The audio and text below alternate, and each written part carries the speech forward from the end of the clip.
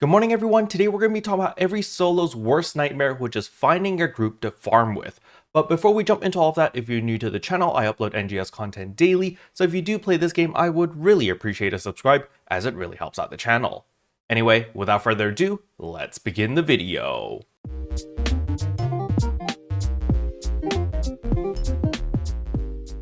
Now the number one tip and the most important one that I have for all players is simply don't be a dick. It's that simple, friends. If you're a toxic player, people are going to avoid you, and the people that you do attract are other toxic players as well, and you're just going to breed more and more toxicity, and eventually you're going to quit the game because all you can think about are the negative aspects of the game because you surround yourself with negative people, or you just attract negative players, and that is not a good mindset to have, in my personal opinion.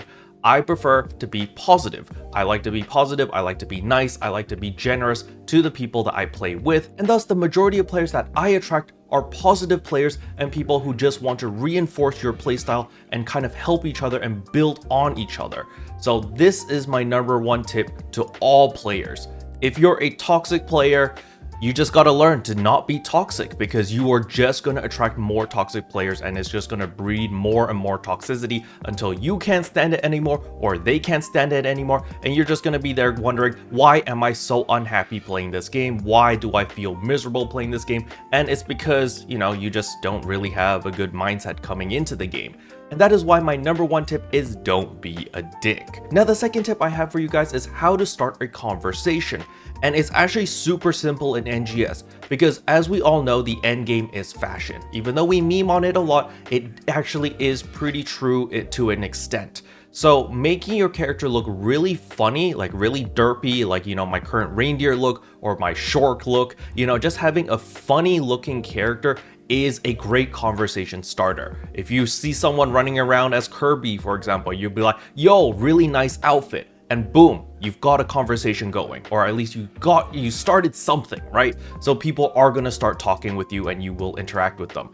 And so using a funny outfit or a really edgy looking outfit or a cool looking outfit and spending a little bit of time caring about how your character looks and making it look unique is going to play a big part in how many new people you meet and how many new conversations you start. Because if you look really awesome, people are going to walk up to you and be like, yo, really nice outfit, and boom, you've got a conversation going. Now, if you just started NGS and you don't have any fashion pieces because you're new to the game, don't worry, there's still plenty of ways to start a conversation. When you see someone with a really cool outfit that you like, you can simply go up to them and be like, yo, really nice outfit, and boom, you can start a conversation that way. Now, on top of all of this, having a funny name usually plays a big part as well. Now, my name is very normal, it's just my nickname is Keroppi. Nothing special, kind of boring. However, today when I was running this urgent quest, I ran into a player with the name Brother Man.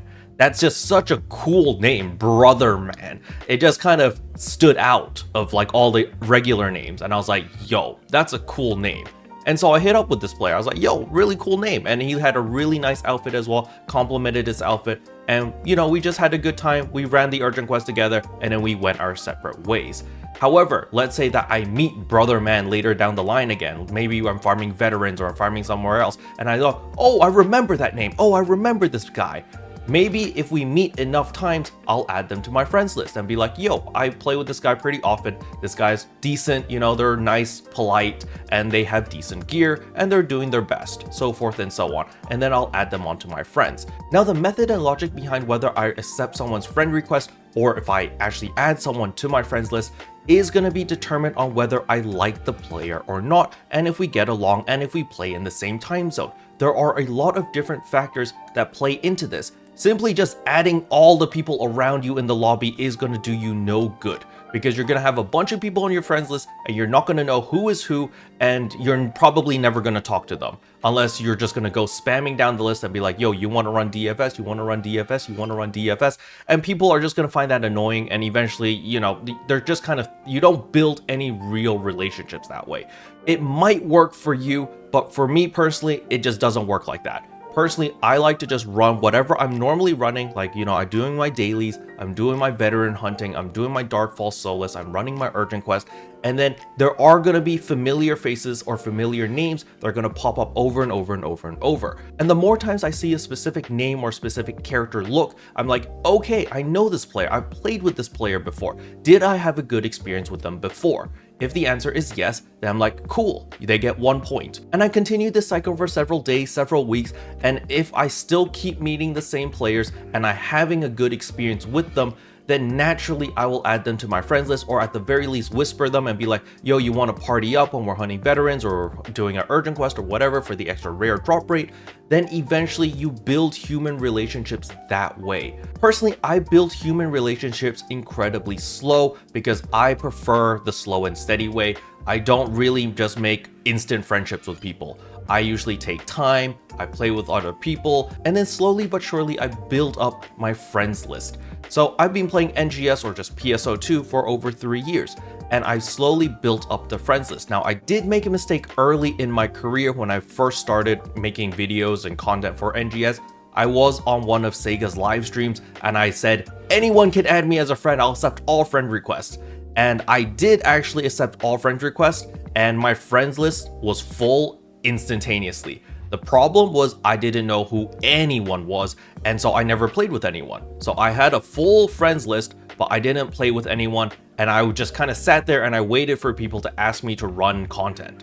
And that usually doesn't work. Usually, if I wanted to run stuff, I had to be the organizer. I had to get off my lazy butt and find players and be like, yo, you want to run this, you want to run that, blah, blah, blah. And then slowly but surely, you kind of build out your friends list and you're like, okay, these are my tryhard friends. Okay, these are my casual PSE bursting friends. Okay, these are my veteran hunting friends. And you build different friend groups. And that way, when you log on the day and you want to do a specific type of content, you know who to talk to and you always have people to play with. Now, at the very beginning, you know, it's just going to be you by yourself, but eventually you're going to build 1 buddy, 2 buddies, 3 buddies, and slowly but surely you're going to build up an entire friends group. So whenever you log in, you have people to play with, and it's going to make the game significantly more enjoyable in my personal opinion. And that's really all there is to it. It's relatively simple as long as you just follow those simple steps. And, you know, the number one most important one, don't be a dick. You're gonna make friends in NGS relatively easily and relatively quickly. But just don't force friendships upon other people, you know? Just have a good time yourself. The game is totally fine if you are a solo player. You can enjoy the game as a solo player. It's just that certain types of content, you know, like the endgame, Darkfall Solace, Malevolent, Darkfall's Aegis, all of that stuff. Yes, you're going to need a party to do that, but you can slowly build up towards it. Maybe focus on your gear for now, focus on getting better at your class for now, and slowly you'll be able to find like-minded people to play with you, but you need to go outside of your comfort zone a little bit by you know, interacting with people. If you don't interact with anyone, nobody's really going to interact with you unless your character looks really awesome or you have a really funny name and other players see you often enough to notice you. But other than that exception, you are most likely going to need to be the one to initiate a conversation and be proactive. Special thanks to all the members for supporting the channel. It really means a lot to me. Thank you again. But yeah, that's all I wanted to cover in today's video. Hopefully you guys enjoyed it. If you did, I would appreciate a like and a subscribe, and I'll see you guys in tomorrow's video. Bye.